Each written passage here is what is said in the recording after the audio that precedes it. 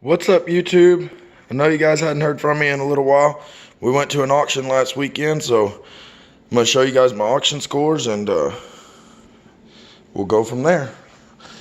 I'll probably give you a little update here on the farm, too. I got this little power washer for $3, and it seems to work. There's the hose. I was going to switch it to my other power washer wand. I got this oxygen propane setup right here for 120 bucks, and it's got gas in both bottles it's cutting. So I thought that was a pretty good deal, because just to have the oxygen cylinder, you're never gonna, the contract for one of those is like $600 or $700. I got this Porta Power right here. It's just a Craftsman, but I mean, it's, as far as I can tell, it really hasn't been used. I got it for $120. It'll come in handy at some point, I'm sure. I got this box of straps, or this box of bungee cords for $7. All those new gloves and the wire brushes there for $5. I got 4 of those crescent wrenches right there for $17.50. Got that cord for my generator to go from 220 to like 4 or 5 110s right there for $40. Got these air hammers. I wanted this one because I wanted to try it out, but I got these air hammers for they were $10 each.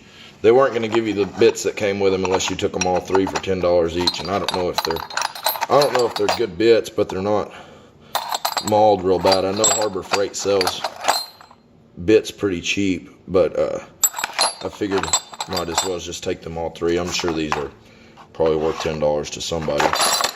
This one and this one right here. I got this torque set, which I didn't need, but it came with this grease joint rejuvenator for getting the ball unstuck and getting grease to go back in cylinders. I got those 3 hitches right there for $10 each, and for $20 I got this for grinding tires to put patches on, and it came with this. I don't really need this, but I have a bunch of them, but I guess I got that one now, and a hammer there. That's garbage. But anyways, I got that wheel balancer right there, and it's one of the good ones, just like my it's similar to my one I use, but I got that for $5, so I thought that was a pretty good buy. And alright, I'll go show you the big buy of the auction.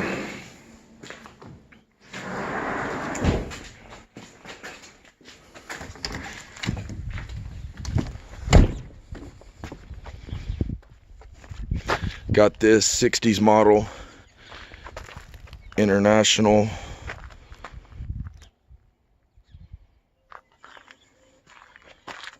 $34.44 gas.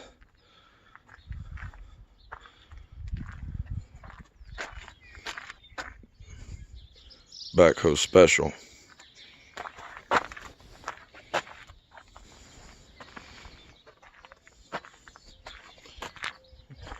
They sold this machine, they couldn't get it started, and they claimed if you could get it started it was ready to go to work.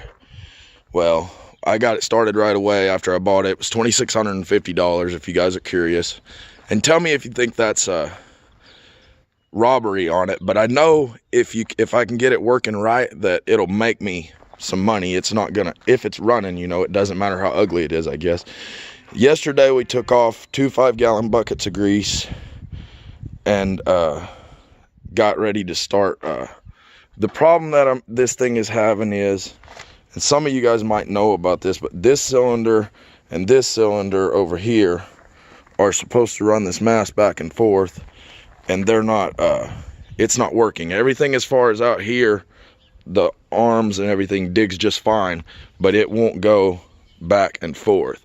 And it has a this is which route I'm gonna go, I guess, is it has, here's the downrigger right here, and then it has this valve that goes out here to these. So I'm just gonna try to take these two hoses that go to each side of this and connect them to another hydraulic cylinder and see what happens, to see if it's in the valve there or if it's possibly in that cylinder down there. And anyways, I got it running pretty good and everything, so I think it'll make a good deal. We loaded it on the trailer, and when we were hauling it home, we got about 6 or 8 miles from here, and we run a tire off of the trailer. So we chained up the axle, and then we ran about 2 more miles and it blew the front tire. So then we unloaded it and I drove it home 4 miles at night, and the headlights stayed on, everything worked good, so the alternator must be charging. So I don't know, and it ran good down the road about 12 miles an hour for 4 miles, you know.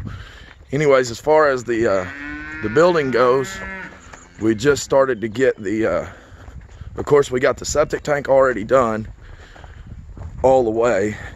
We still got to spread a little dirt out and backfill, you know, where it's going to sink down a little bit and stuff like that.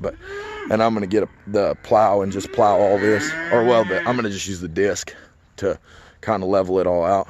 But we got our pad for our propane out there, and our air conditioner pad right there. Of course, and we got these French doors in, got these windows in, and I started yesterday laying out the kitchen with the different things where they will be, but I don't have it all sitting exactly where it'll be right now. But we're working on getting the plumbing done to the upstairs, and when we got the stairs done, you guys haven't ever seen the stairs in the opening. This is what it'll look like. But anyway, so we're working on getting, it's going to get dark up here.